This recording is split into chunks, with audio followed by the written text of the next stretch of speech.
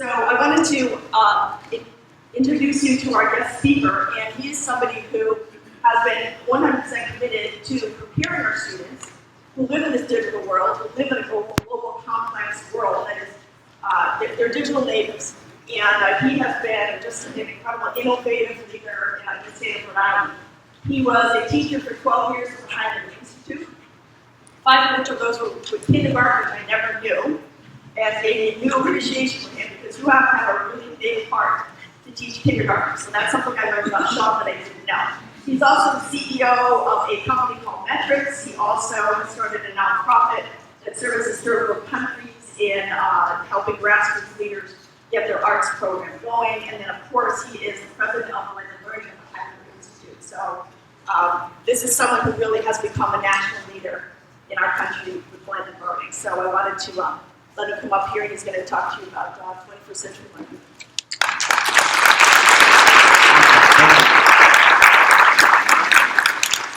Just make sure. How are you guys doing today? Good. You guys have the whole day off today? Yeah. Off. Put your feet up and relax. So yeah, this is gonna ruin that. No, I'm actually gonna try and make it as enjoyable as possible.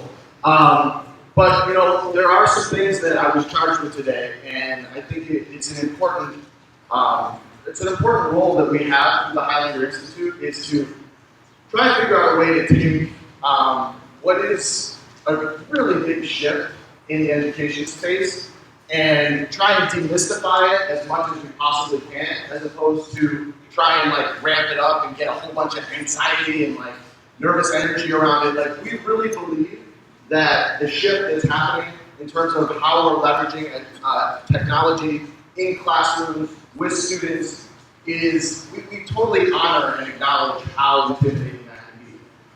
What we're here to kind of show is that it doesn't have to be a completely like jump across a chasm. There really are some iterative and some very step-by-step and purposeful ways that you can kind of build and design what blended learning means to South Kingstown. Because it doesn't mean the same thing to South Kingstown that it means to Jericho. And it doesn't mean the same thing as it means to North Kingstown. Like these things, and we talked a lot about this during our Fuse RI meeting, and I'll talk a little bit about Fuse in a second last night, is that a lot of things have a what. Like a lot of things in education have a what. My parents, both of them, generations, my grandmother, also teacher, generations of teacher talk at our dinner table. And I can remember just initiative after initiative after initiative that my parents would just complain about. And I feel like each one of those was a what.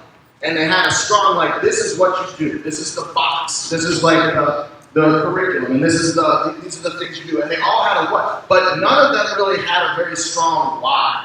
And the thing that I like about blended learning, the reason I don't really get behind much. If you knew me as a person, you know that I'm pretty much a cynical bastard.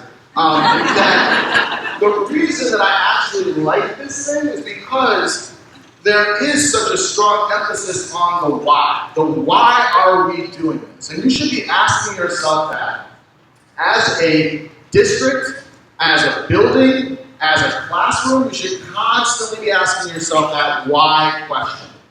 What am I trying to solve? What problem am I trying to solve by doing this? What is the reason for the why of this education technology in this situation? And that's really the ultimate question why I like this approach. So I'm going to take you through, hopefully this works. So I'm down here today as part of our Fuse RI project. How many people have even heard the term Fuse RI?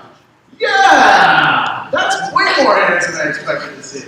All right, so Fuse RI is a program that started about 1.5 years ago. We had a lot of early, what I call early adopter teachers. These are teachers that are just like kind of the first ones at the Apple Store when the new iPhone comes out, and the first ones that, they're on Twitter. And like these guys are excited about technology, so it's not hard to get them excited about the why for bringing technology into the classroom. And so we had a lot of really strong early adopter teachers as like a resource across the state. They wanted to figure out how to use their energy and their excitement to help drive more of this change. And so Fuse RI was our ability to kind of pair them with districts around the state like yourself who had very excitable superintendents and who wanted to move on something but needed a little bit of help and support to figure out what were the best next steps and how we get a little bit more human power and human capital behind that energy and that movement. So these are some of the characteristics that we look for in our Fuse RI fellows. So if any of you are interested in becoming a Fuse RI fellow, you can always let me know or just reach out to the Highlander Institute. But we're looking for folks that bring these skill sets to the table, because these are the folks that we hope are able to kind of come into new districts and help kind of get at the table and help plan for what is blended learning, right? And so we're going to talk a little bit today, we're going to unpack a little bit today of what actually is blended learning. And so, but what did I say? Where do we always want to start? With the why. We got to start with the why. So here are my big 3 whys, but I encourage each of you to kind of come up with your own whys. And if you're hearing it from your administrators, you're hearing it from your district folks, and you don't know what they haven't identified what their whys are, then you should be asking them. Say like, well, why? Why? What are the whys? What are the tenets, the pedestals on which we're building this new vision for our classrooms on top of? And these are my 3. And again, I encourage you to find your own. But the first one is formative assessment. And the honest to goodness is the research has shown there's not a lot of research that I also get behind either. Like I told you before, I don't really buy into a lot of stuff. But the idea of formative assessment and the research that has come out on formative assessment being almost next to one-to-one tutoring, there is no more powerful tool for encouraging and supporting students in their learning. The idea that student actually understands what they know, and I understand what they know, and we know what they've already mastered to know where they're going next, is an incredibly powerful why of how blended learning, a why for blended learning. The second one is differentiated instruction. The idea that not every single student in my classroom is doing the exact same thing at the exact same time, but that there is actual different things that they can be doing based upon the formative assessment data that I've got. So these two hand in hand are pretty much, you can't have one without the other. The formative assessment with the differentiated instruction. But these are 2 big ones for us. And then the last one, this is my third why, is the idea of project-based and or performance assessment. The idea that my students are not going to just demonstrate to me their understanding of this work by filling out a multiple choice test or doing it, fill in the blank or a short answer or an essay. Like that there's actually ways that they can demonstrate their knowledge and their understanding through a performance task, or by doing a deeper learning project, or engaging in the community in some way. That there's ways that they can demonstrate these competencies and show me mastery through other means. These are our 3 whys. And as you look at these, you're going to be like, duh, what does it mean, dude? Why are you up here talking to me? Anyone can come up with those 3. And my point of putting these 3 up here is not that these are like game-changing in terms of their effect on changing education. But the thing is, they're a pain in the ass to do. These are so hard. As a high school classroom teacher, where you see like 220 kids over the course of the day, or as you're a middle school teacher that has I don't even know how you're juggling multiple subjects. These are really, really hard to pull off. We've been trying to do that well for decades. And succeeding to very small amounts of success. The reason that I believe blended learning is so powerful is because the combination of a truly strong classroom teacher with an unbelievable ability to motivate and challenge and understand that student's zone of proximal development, that thing that they need to get to next, but couple that with having all these resources that are coming from across the web, in the cloud, tagged to exactly when you figure out that kid needs that, boom, it's right there ready to go to that kid in that moment in time, so that they're not waiting for you to have to bring the next piece of information to them. That's where this thing starts to get its power. From projects, I don't have to invent every single project that my kids do. There are projects that are already created on the web that they can engage in with real people at NASA and at the National Geographic Foundation, and they can be working with them hand in hand through the web and through communication. That way, wow, that's something that It expands my abilities to do the things that I know are good for kids. And that's where I see the power of learning. But the question comes down to how we pull this off. Because there is no, I will tell you right now, there are absolutely no magic software that do these three things. And will do them in every one of your classrooms starting tomorrow, no matter how much budget South Kingstown was able to fundraise on bake sales. It just, there is no such thing. It doesn't exist, and it's a process of figuring out how do we get teachers to a place where they can use these softwares, but it's also a process of how do we get these softwares to be better for students and teachers in the classroom. So that's the work that we're in the middle of right now, but it's the really, really important work. And it's the work that I can tell you from my short experience in the classroom is the work that I'm most excited about, because I think that there's promise and I see the right people getting engaged in this work. So this is kind of our definition of blended learning, and I highly encourage you to spend very little time creating your own definition of blended learning. The actual definition that you come up with is not all that important.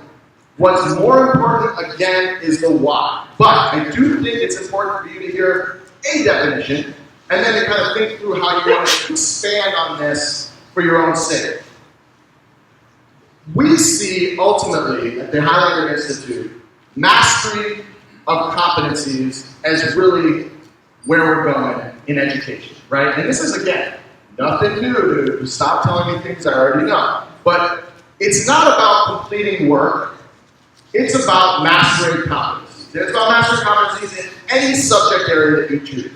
Whether it's your fitness class and there's a specific way of throwing the baseball, or it's your automotive class and there's a specific way of changing the oil, or it's your math class and there's a specific way of doing slope intercept. Like, no matter what it is, there are competencies, and I'm going to take the assumption that a lot of these competencies are linear in the sense that some skills can happen before other skills happen. You have to master them in this order.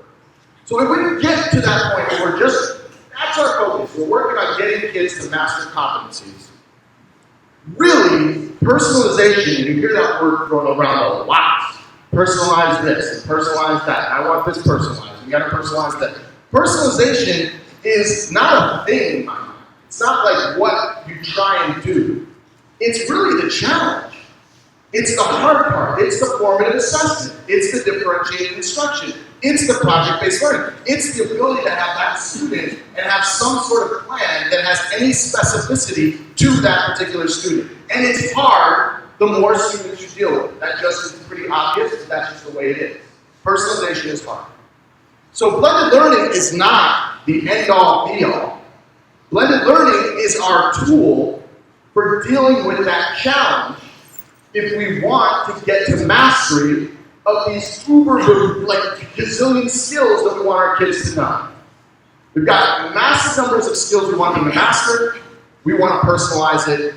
That right now, we think the solution or the engine or the tool to use is this concept of blended learning. No one wants to say, that's a blended learning classroom. Yes, that's not a blended learning classroom. No, it's a matter of are you getting the personalization? Are you solving this challenge and our students mastering things? This is a way to get there. That's kind of the way we look at it. So we talk a lot about this progression, and I'm not going to go through this because I don't have time. I'm actually going to run out of time, sure. But I do want to talk a little bit about taking this onion and going a little bit deeper here. So there are lots of different ways to get at personalization. But what I'm going to say about this for you here in South Kingstown is that you kind of have to make the decision yourselves of what the end game should look like. And this is really almost impossible to read from back there, so you don't have to worry about squinting, and I'll make sure that this is available to you guys later. But we look at this as like a non-judgmental progression. And if we know that on the left over here, we have what's very teacher-centered, stand and deliver, one competency of the day that everybody's on, one piece of work at that day that everybody is working toward, and I'm doing my best as basically it's what I'm doing right now. It's kind of pretty disingenuous that I'm up here basically lecturing to you about not doing lecturing in the classroom. But that's essentially what is happening right now. So please excuse me for the irony of this whole impossible thing of a keynote, but this is the way I was asked to speak to you. But anyway, so in traditional instruction here, we would, if you guys know this, and the thing is, we're so good at it. We're so good at it because for so many years, it was how we were taught. And I know who is completely zoned out and playing Angry Birds right now.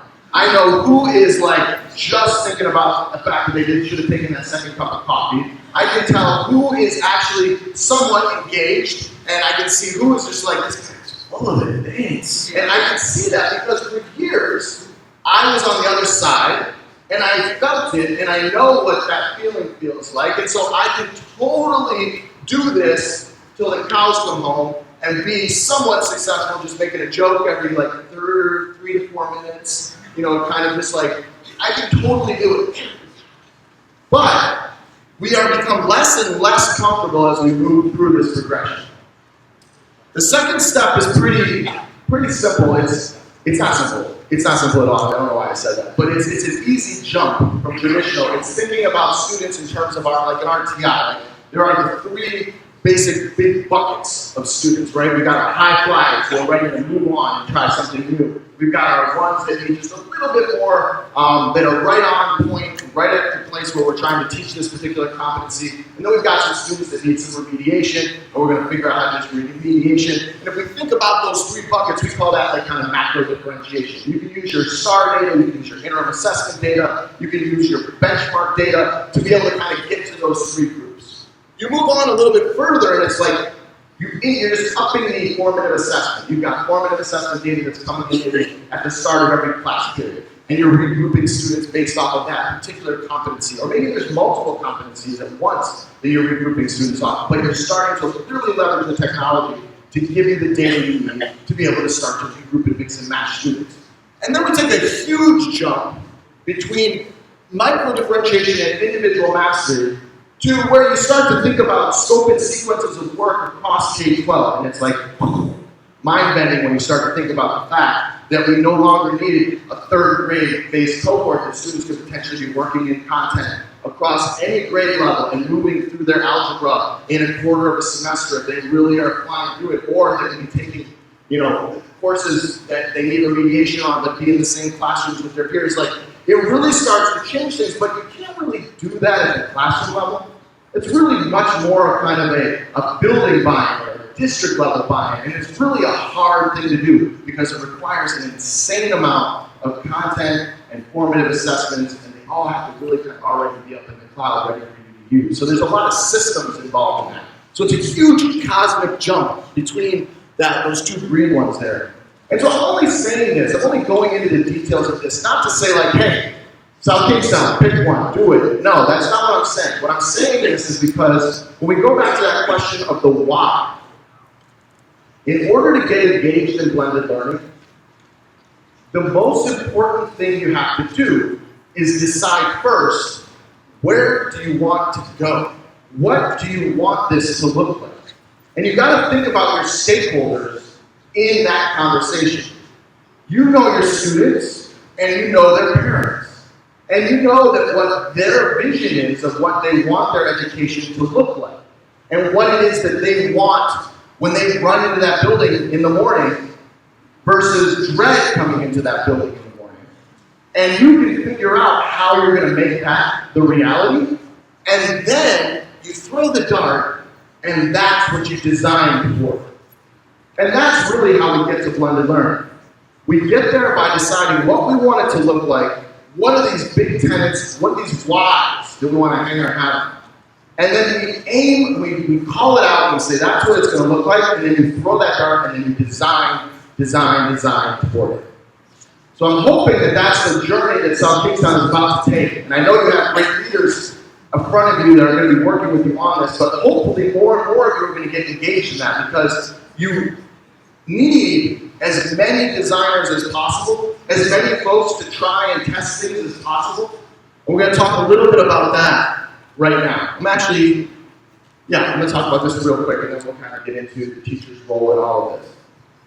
So, there are basically 5 things that I kind of boiled down that you need to be able to carry out blended learning. These are like the 5 things that I would say you need more than anything else. And I'm going to go through these a little bit quickly again, just due to time. The first one, and I kind of talked about this, is like a shift from get this work done to competency-focused education. Meaning that we have a strong understanding of what the competencies are that our students need, and our students can move through those competencies in a linear path. And in order to really be successful in that model, we have to have clear visions of what mastery looks like. So we've got to become more aligned around what we think success looks like across each of these competencies. We can't have one 7th grade teacher that thinks this is mastery and one 7th grade teacher that thinks this is mastery, because then it starts to get a little bit wonky in terms of what is actually mastery of a particular competency, right? So that alignment across those competencies is pretty important too. And this helps that, having cognitive formative assessments, because you have to have somehow the ability to quickly see whether or not that student has mastered that thing, to know what to do with them next, in that moment, in that day, while they're at home, while they're wherever, because they can get on the web and access this stuff, while they're working with you one-on-one. You got to know where they are and know where to go next. And then, in order for them not to have to wait for you, when you tell them that, wow, awesome, you mastered that, move on, they've got to have some content that's coming down from the cloud that's meeting them in that competency that they're working on at that moment in time. So these are all super important things, but they're the 4 least important things. The most important thing is you have to have a badass teacher. Like, you have to have a teacher that is incredible at using those moments in one-on-one or in small group to motivate that student, to figure out exactly social-emotionally where are they at and what are they struggling with that day. You have to have a teacher that can do all of the amazing things that a computer will never, ever, ever be able to do. And there are so many things that a computer will never, ever be able to do. And it all comes down to questioning and answering and learning about that person and connecting with that person and driving both them and motivating them to be the best student that they can possibly be.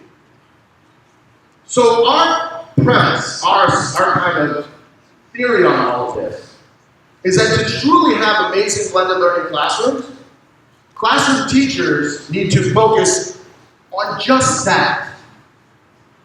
And then all of those other pieces that were just up here, having the competencies laid out in the scope and sequence, aligning mastery, creating formative, creating content in the cloud, all of those pieces should be something that are being supplied from whether it's the district, whether it's the state, whether there has to be some bank of resources that you can lean on to accomplish this. Because if you have to create all that stuff and be that magical teacher, it becomes too overwhelming, and it becomes something that is really not scalable across a district, let alone across a state or a country.